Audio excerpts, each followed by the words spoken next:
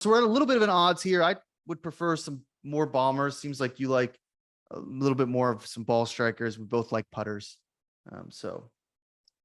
We'll see. We don't have each other's picks here, but we can get into it now. So as always, we've got our drivers. This is our what's on your bag. We've got the drivers, which are the favorites. We've got the irons, guys who are pretty reliable. Wedges, dudes we love who don't always win. The putter, that's the bet and regret. And the hybrid is the long shot. We always stick with the driver. Weird field, no Rory, no Scotty, no John Rahm, no Patrick Cantlay. Those are the four always hovering in 15 to 18 to 1 range. So we got some weirdos this week. Who's your driver? Who's your big favorite? And is it Justin Thomas? It is Justin Thomas. I knew it was going to be Justin Thomas. Yeah, I just can't quit him. I know. I mean, I guess like I looked at this one came with more of a pause than a lot of other times because, you know, recently I just look at it and I'm like, oh, Scotty playing? Oh, that's my driver. And then he just finishes in the top 5 every time. But this one's a little bit more of just a feel play. I mean, we were sort of talking about that. I don't really think that like JT is back in the way that, you know, now we're going to be talking about him contending for a major or, you know, an open championship coming up or whatever, you know, making a deep run and, you know, qualifying for the Ryder Cup. I don't like see like, you know, some huge leap in his game, but just looking at the odds, I mean, I don't love Tony Finau at 12 to 1. Ricky 14 to 1 seems pretty rich. But then it's like, you know, JT or Hideki. You know, I don't really love Homa in this spot. Morikawa's been putting like garbage. So it's just kind of like it just sort of was a, you know, by default sort of a process of elimination, basically. And Justin Thomas is weird. You know, he did putt a lot better, like we mentioned earlier in the show last week. That's really been what's killing him all season is just the putter. And he's streaky as hell. I mean, he starts getting hot and the man can go really, really low. He tends to like these sort of classic courses. He's never played here before, so he has no course history, but I'm not sure that you really need it for this course. It's pretty straightforward. So I guess I'll ride with him. I mean, he just played so good over the weekend that I kind of, you know, think that it's not unreasonable to think that he wins here in a weaker field, you know, to collect some FedEx Cup points. So that's sort of where I'm at, but it's mostly just by process of elimination, not because like I love JT in the spot. I'm certainly not betting on him at this price. 16 to 1 on DraftKings. You go to DraftKings.com, sign up for a DraftKings account in a state where DraftKings is legal. You put in the promo code Godzilla. That's Godzilla. You get $150 in free play on a $5 bet. So if you're in a state where DraftKings is legal, go ahead and take advantage of that promo code. 16 to 1 for Justin Thomas. I'm not on the Justin Thomas train. I agree with you that you can't bet Finau at 12 to 1. That's ludicrous. Hideki, I really looked hard at, but he's really just not playing that well. And everything that all the logos that I have on paper that I'm looking for, he's not playing well in any of those categories, really. Not to justify 18 to 1. Homa hasn't been relevant lately, and Morikawa can't putt. That leaves Ricky Fowler. I don't understand the hate for Ricky Fowler here. I mean, yeah, 14 to 1, that price is tough, but when you're looking at these favorites, I mean, the dude is just on a tear. Like, forget like is Ricky back?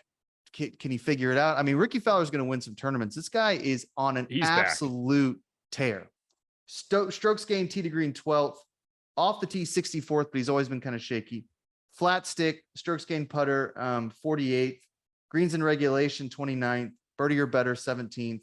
And that's that aggressive putting that he's known for. So even though his strokes gained putting is 48th, he is able to take advantage of the birdies when they're there. Total driving efficiency, I really like. He's third in that. Par 4 scoring average at 18th.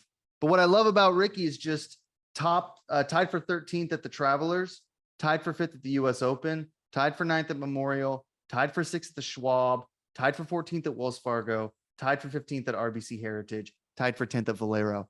Remember a couple months ago when we were like, it was maybe it was the Valero where we were like, ooh, Ricky has to win or he can't play in the Masters.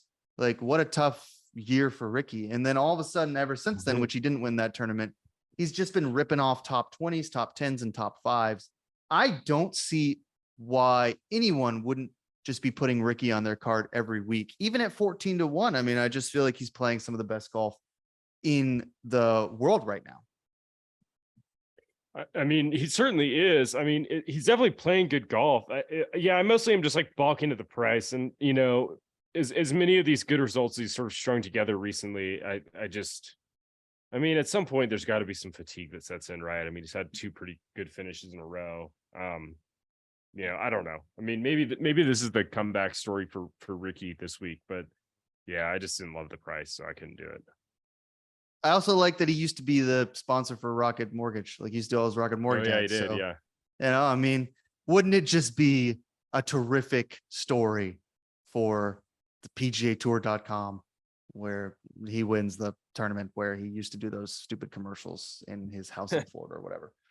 So we'll see. I don't like the price either. Ricky Fowler doesn't win tournaments, but this is a weak field. I'm not taking Finau at 12-1. So forget it. Most of these guys I don't really like. There's just no one who sticks out. So I'm going with Ricky. I think that's the safest bet there for the driver, and it's going to help me sleep well at night, which is not the only thing that helps me sleep well at night, Nate. MyPillow.com, MyPillow 2.0. These pillows, I bought a MyPillow 2.0 not too long ago, and these pillows are absolutely incredible. I am the world's loudest snorer. I wake myself up snoring all the time. I should go to a doctor. I'm not going to, because I have MyPillow. There's no reason to go to a doctor when I can just rest easy on MyPillow, even when I'm snoring. So I go to mypillow.com. I put in the promo code FUN. That's FUN, promo code FUN. And I can get all of my pillow needs at up to 80% off. I mean, we're talking the MyPillow 2.0, which comes in the mail. You unwrap it, you throw it in the dryer, you fluff it up. It never loses its shape. Incredible pillow. Can't get better than that. There's the slippers, which I wear all the time, especially in the winter. They're extremely comfortable. There's the towels. You wouldn't expect these towels to be that comfortable. That was the thing with MyPillow. When I first started buying these products, I thought, towels? You kidding me? Like, what's so special about a towel? I just dry off with the air. Doesn't really matter. Nope. These towels are incredible. They're just soft. They're comfortable. They don't get all rough like sandpaper after a month. So you go to mypillow.com. That's mypillow.com. Put in the promo code FUN, FUN, promo code FUN. Easiest promo code to ever remember, because Godzilla Wins is fun. And this is the promo code FUN. That's why it's there. FUN, up to 80% off all of your pillow needs. Go there right now. Grab yourself a MyPillow 2.0. You won't be disappointed. I might be a little disappointed in my next golfer in the iron section. These are guys who win usually, 20 to 40 range, although you can kind of be creative with that. So we'll start with Nate. As always, your iron for this spot is, let me see. I'm going to guess it's going to be, is it Harris English or is he outside? Harris English. Harris English. I knew it, baby. Nothing wrong with Harris English. One of the best golfers to be a fan of. Just an absolute dog. Also Georgia Bulldog. So tell us why you like Harris.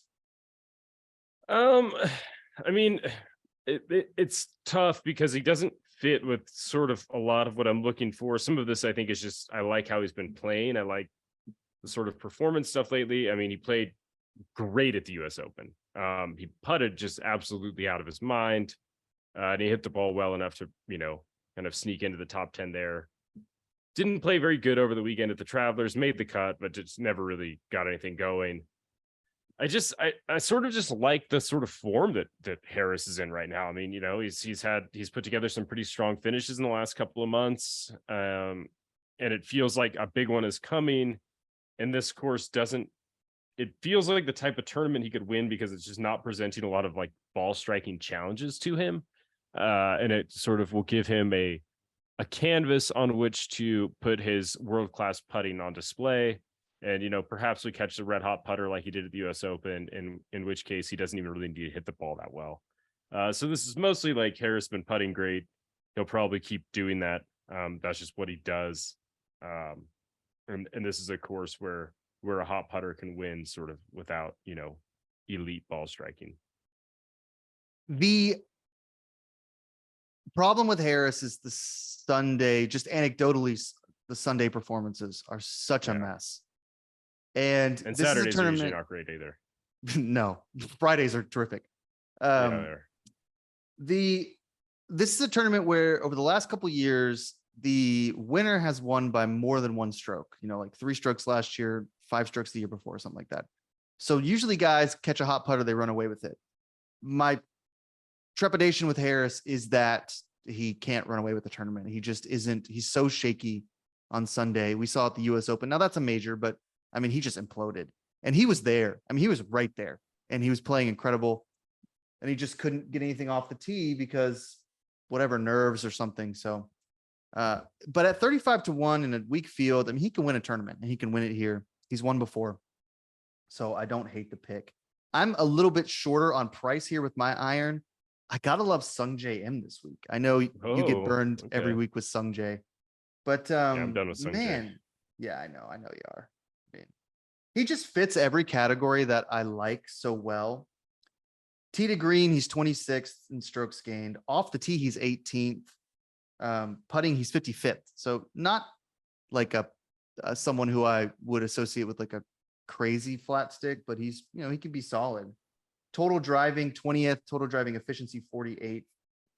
Greens in regulation 71st. Birdies are better 15th. Aggressive putter. Par 4 scoring average 24th. That's a lot of good. There's no outlier there. There's no like, oh, he's 120th in putting. I mean, the categories that I like, he fits that model. Here's another thing I like about him. He's had a lot of success at Detroit. He likes Rocket Mortgage. 2021, he finished 8th, 53rd in 2020, 21st in 2019. So we're coming off, he didn't play last year, but we're coming off an 8th place finish 2 years ago. Problem with Sung Jae, and this is why you don't like him, is he hasn't been playing well.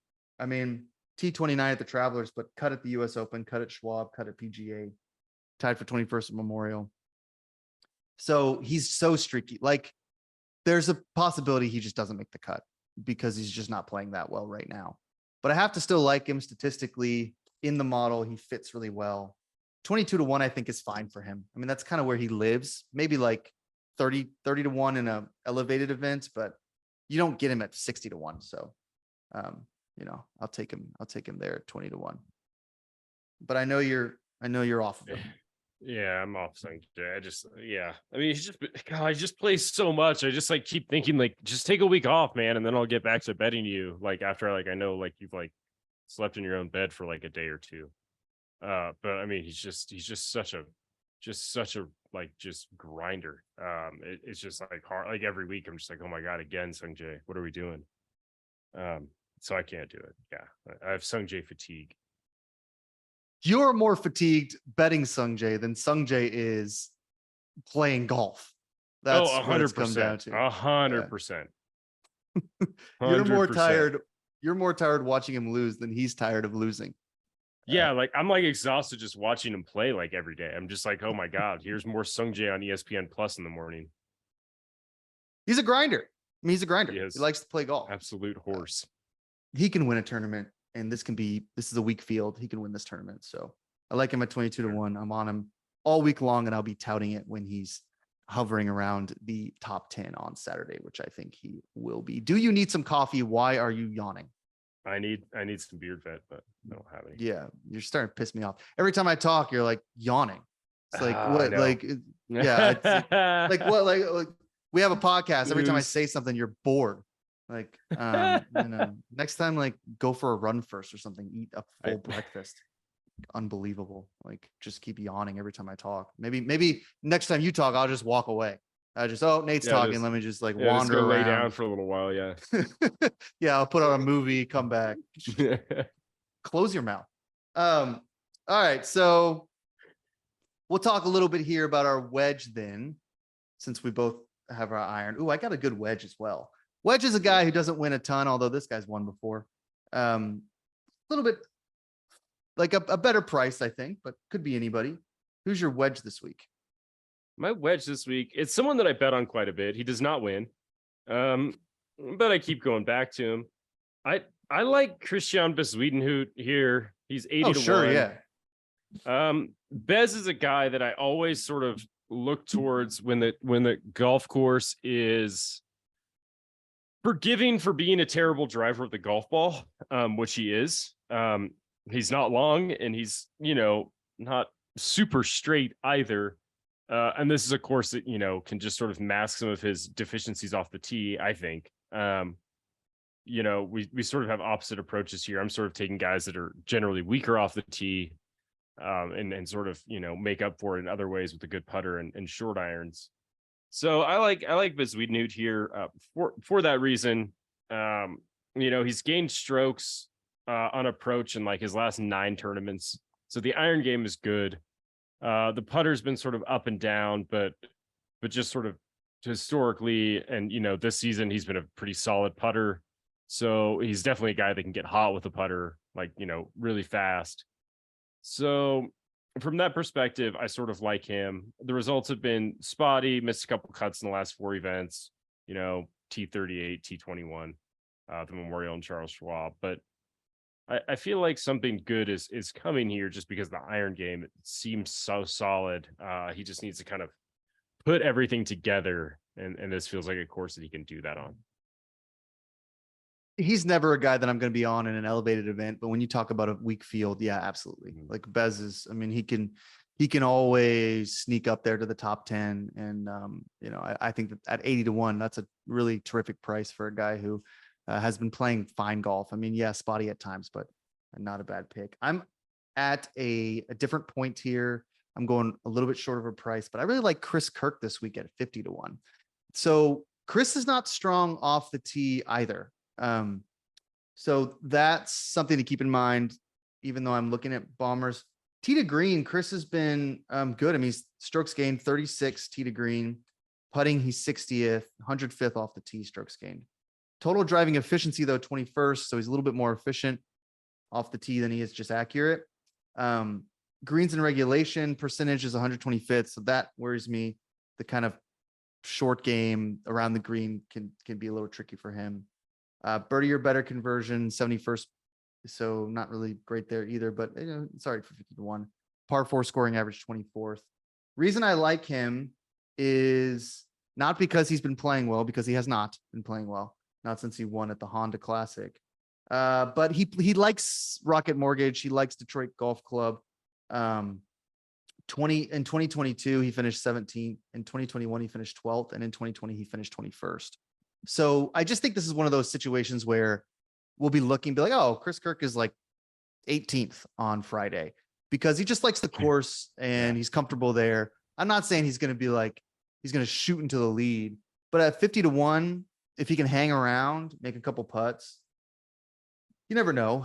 The biggest problem is he hasn't made a cut since the PGA and his game's going in a backwards direction, like right. For real. Now, he hasn't played a ton of golf since the PGA, but I mean, he won the Honda in the playoff. He tied for 23rd at the Masters. You're thinking, all right, Chris. And then RBC Heritage 41st, Wells Fargo 56, PGA 29. Then he starts missing all the cuts. So I don't know. Nobody else is going to be on him this week, and I kind of understand why. But he's one of those guys that I just kind of feel like is there. And can make a little bit of noise at a tournament that he is comfortable with. So, we'll see. Plus, he's a Georgia guy. Yeah, gotta love dog. Yeah, I do. And yeah, I mean, and from our betting perspectives, I mean, Kirk makes more sense, and like I don't love him as an outright at that price, but you often sort of shade towards DFS stuff because that's what's legal in your state. Obviously, DFS isn't legal in Nevada, where I'm at. So I often lean towards the outright betting market just because I live in sort of a prop and daily fantasy wasteland in Northern Nevada. So yeah, I just have to go outrights. That's true. And from a DFS standpoint, he's definitely like a little better price. Let me try to find my lineup and I'll just kind of read it out because he's on one of them. It was really hard this week to find a good lineup for DFS because of how I mean, it's just the prices are bad, but yeah, so he kind of, but even this week, he's kind of pricey for the DFS stuff. So I don't know. I just kind of like him. I think that he'll be fine this week. I think if you like top 20 props, you could probably grab him at a top 20 prop and be pretty happy with the results. We'll see. Another area in which I'm always happy with the results, Nate, is targettrading.co. Targettrading.co is the premier educational institution for learning to trade futures. When you are talking about securing your financial future, being your own boss, working for yourself, there's no better way to do that than with targettrading.co, because the futures market is something that you have to have an education on. You can't just go into the futures market and start saying, well, I'll just take oil. I mean, it just doesn't work that way. It's not like taking Disney stock or Apple, where you know it's going to appreciate in value if you hold on to it for 20 years, at least you hope. This is a much more highly leveraged, highly skeptical market. And so you have to have an education, which is why targettrading.co is so important. So you go to targettrading.co, that's targettrading.co. You can sign up for their virtual tour. Patrick is a great friend of Clubhouse Picks and the Godzilla Wins universe, the Pick Show. He runs targettrading.co, and we want to point anyone who's interested in unlocking their financial freedom towards targettrading.co. So go to targettrading.co and unlock your financial future today. All right, 2 more categories here, then we'll wrap up. We got our bet and regret, always our most favorite category. Who do you like but hate? So my bet regret is a weird one. I don't even know if I regret it. I think it's just like it just feels like this is going to be the darling for everyone. I haven't, seen that many people coming out with picks on Twitter yet, but I'm anticipating this one being a fairly popular one, especially just based on sort of where he's at in the market right now. And that's Austin Eckroat at 50 to 1. I bid on the 50 to 1. I don't love it. I would have preferred 60 or 70.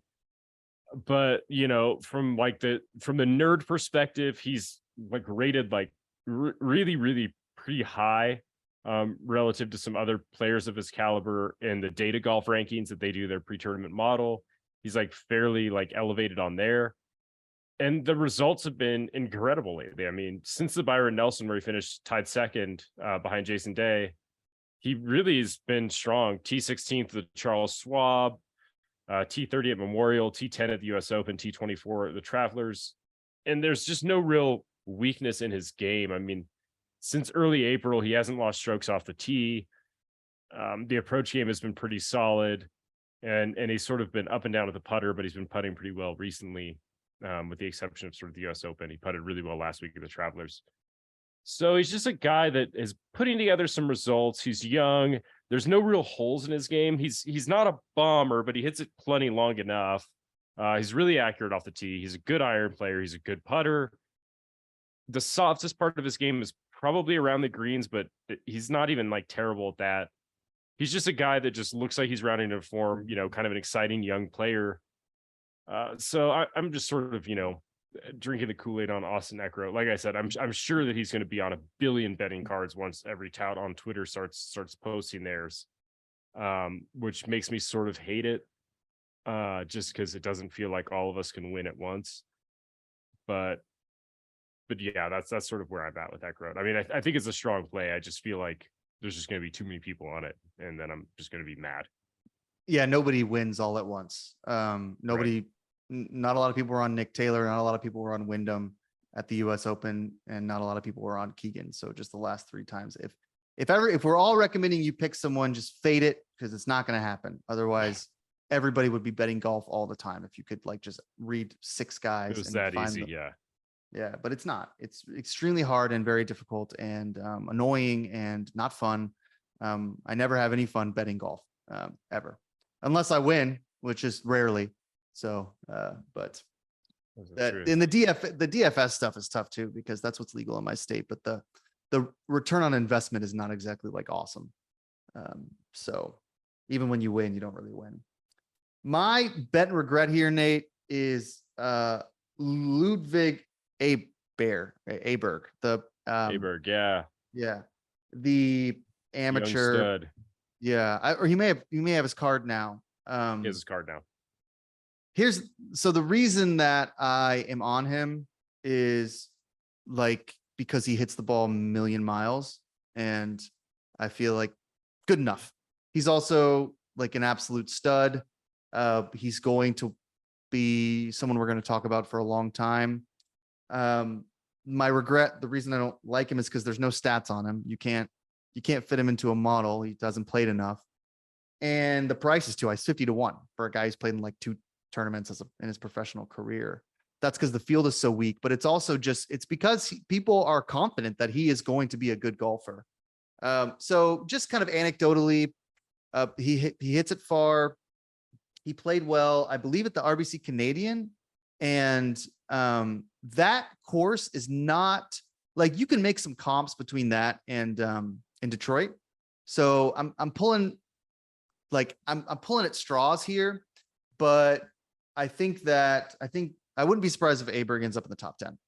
50-1 is not a great price on a, you want 150-1 on someone like him where there's too many unknowns, but I'm gonna take him anyway. I hate myself for doing it, but he's gonna be on my card this week.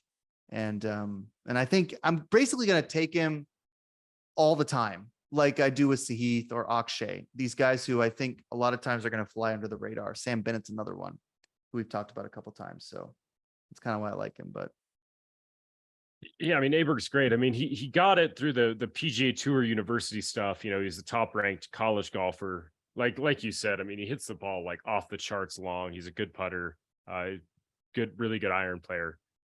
And you know, since he turned pro, I mean, he just turned pro like basically like after the NCAA Division I championship at the end of May. So he's only made 2 professional starts. He's played great in both of them. He's finished in the top 25 in both. So I mean, Aberg's like not, you know, I mean, his price isn't awesome. He's like 40-1 because everyone knows he's going to win soon because he's that talented. But yeah, I mean, as far as like young studs to watch, I mean, he's certainly right there. I mean, he's, you know, he's got all the skills to win any tournament right now, I think. Yeah, and we're going to keep an eye on him because when he starts playing in majors, he's just going to be prop city because he's going to have, you're going to see some great prices on some top 20s for a guy who is going to play well early. It's not going to take him long unless he gets hurt or something. And we, of course, never hope for that on any golfer. Okay, so those are our bet and regrets to 2 guys who were sort of on, sort of not. Now we got our long shot, and you actually handed out a longer shot earlier than I have on my card. I just can't, I can't get into the long shots really. So why don't you go ahead and give us your long shot? I don't know how dark you're going this week. And then I'll give you mine. It's pretty dark again. I mean, this is a pretty long shot heavy card for me. You're just kind of like mid range. I have a lot of guys in kind of like the 60 to 80-1 range. And then I did dip down a little bit, and I dipped down to the 150-1 range for just a little sprinkle on Carson Young. Okay. He's someone that I've kind of been betting on a decent amount lately. And this looks, he sort of fits what I've been doing, which is he's not terribly long off the tee. He's not going to be competitive on a lot of sort of longer courses, but in sort of sticking to my guns and sort of seeking to, you know, buck a lot of what I'm sure will be the narrative, you know, recording this a little bit earlier. So we haven't seen as many, you know, pieces talking about, you know, this is what to expect or whatever, as sometimes we read beforehand. But I suspect the narrative will be bomber course, Finau 1 year, DeChambeau 1 year, blah, blah, blah. And I still am just not buying it. I'm still buying guys that are really good putters and good iron players. Carson Young is that. So that's just sort of, I mean, at 150-1, like, yeah, there are problems. I mean, his short game sucks. And he's not long off the tee. But, you know, at 150-1, I'm sort of, you know, thinking I could do worse than a guy who finished T15 last week and, you know, basically gained strokes across the board, except marginal loss off the tee. So that's sort of where I'm at with that. I mean, you know, the US Open, I just throw out for a guy like him. That doesn't, you know, sure, yeah. No, I'm not thinking Carson Young's going to win the US Open. Encapsulating Carson Young's career would be, quote, there are problems. So, you know, we'll see. Look, you got to sprinkle that together a lot of good finishes, you know, this season. I mean, I don't hate him in the props market too, if, you know, you want to go that angle. I mean, he's 12-1 just to finish in the top 10. You know, I think that's a great bet right there. Probably 5 or 6-1 in the top 20. So he's finished. Yeah. He's posted plenty of top 20s this season. So that's well within his range of ability, especially at a field like this. Even though he's not a bomber, that's one you can take to the bank. So Be on the lookout for Carson Young. I'm on JJ Spawn at 75-1 Oh. for my long shot. Yeah, listen to this. Here, I'll lead with the strong argument. Spawn is he just loves Detroit. He finished 8th in 2022, 32nd in 2021, 30th in 2020, and 13th in 2019. So he's played here 4 years in a row, and he likes it here. He is 47th in tee to green, strokes gained tee to green, 61st off the tee, and 127th in putting. So, not a strong putter. Total driving efficiency 26, greens and regulation 68, birdie fest 130. But again, he sucks at putting, so that's to be expected. And then par 4 scoring average 29th. I just think at a course like this that he plays well at 75-1, you could do a lot worse than JJ Spawn. And he's not been playing horrible. I mean, he got cut at the Travelers, so that's not great. Tied for 30th at the Memorial, 63rd at the Schwab, cut at the PGA, but that's a major. T27 at Wells Fargo. I mean, he's like there. And I think in a field that's a little weak like this for a guy who's plays pretty well in Detroit, and an 8th place finish last year here, I think you could probably surprise some people at 75-1. And you have to really work hard to find some of these longer odds with a weak field. I mean, some of these odds are like ridiculous. Like, I mean, guys who don't ever crack 100-1 are like 45-1. So trying to find some value in those later odds is difficult, but I like Spawn here. Yeah, I mean, he's always a guy like he annoys me when he does well, because he's just like never a guy that I factor into anything. He's just like statistically, I just look at him and just sort of like get grossed out by it. But I mean, yeah, I mean, when he does play well, if he can just find just like an okay putter, he posts some really good results. I mean, that T5 from earlier in the season in January, when he gained half a stroke putting, it was like, T5 there, gained a little bit of strokes at the match play putting, T9 there. If he can just be anything other than just terrible, he's pretty reliable to at least get in the top 25 just on the strength of his irons. It's just like, I mean, at the Travelers, he putted horrible. Memorial wasn't good. Charles Schwab wasn't good. PGA wasn't good. So you have to look a ways back to find a just sort of average putting performance for him. But when he does that, if he can manage that, then yeah, I mean, he's at least like a sneaky bet for a top 20, something like that. I think is totally reasonable. Yeah, we'll see. He likes these greens a little bit more than some of the others. So that's one of the reasons that I have him on my card, and I'm hoping that he can continue his success out here. We'll end with our segment, Where in the World is Wyndham Clark?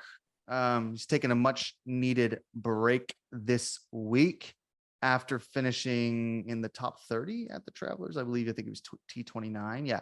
T29 at the Travelers, posted a 12 under after his first place win at the US Open. I cannot believe that we've been doing the Wyndham Clark segment, and since then he's won twice on tour. Yeah. Before I was like just my swan song to Wyndham Clark, and now he's like everybody likes him. So household name. Heard it here first, though. Taking a week off after JT cussed him out for making him. Wyndham made Thomas mark his ball like 80 yards out, which the hot mic picked up. Of course, we always love when a hot mic picks up Justin Thomas. So I guess they were having some fun with each other, but yeah, that was guy wins one US Open, and then he wants me to mark my putt at 80 yards out. But that's what you get when you win a US Open, I suppose. That's right. You got a target on your back, but well-deserved week off for Wyndham Clark to rest and recover and celebrate this US Open. Yeah, for real. And I'm sure he will, in style, as always. Before we go, we have to thank Rosie's Gaming Emporium. Nate, this is just if you're in Virginia, you got to go to Rosie's. Rosie's has paid out over $475 million in jackpots so far this year. They've actually paid out more than that. People keep winning at Rosie's. New members play for free. So what you do is you go to rosiesgaming.com, rosiesgaming.com. You go to the Rosie's Rewards and Jackpots, and you can instantly receive $25 to $1,000 in free play.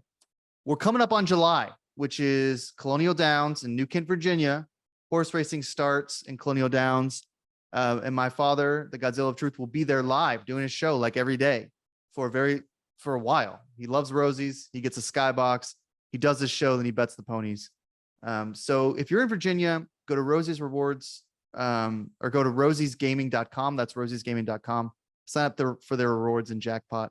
Get a little free play. Go have some fun at Rosie's. If you have a gambling problem in Virginia, call the hotline 1-888-532-3500. Okay, Nate, that's our show. Thanks so much for being with us. Thanks for listening, everybody, to this week's episode of Clubhouse Picks, brought to you by Godzilla Wins. You can download Clubhouse Picks on Apple Podcasts, iHeartRadio, Spotify, or wherever you get your podcast. Please be sure to download, rate, and review if you like the show. If you're watching on YouTube, don't forget to smash that subscribe button. And follow us on all the relevant socials. Go to GodzillaWins.com for all of your sports analysis and coverage.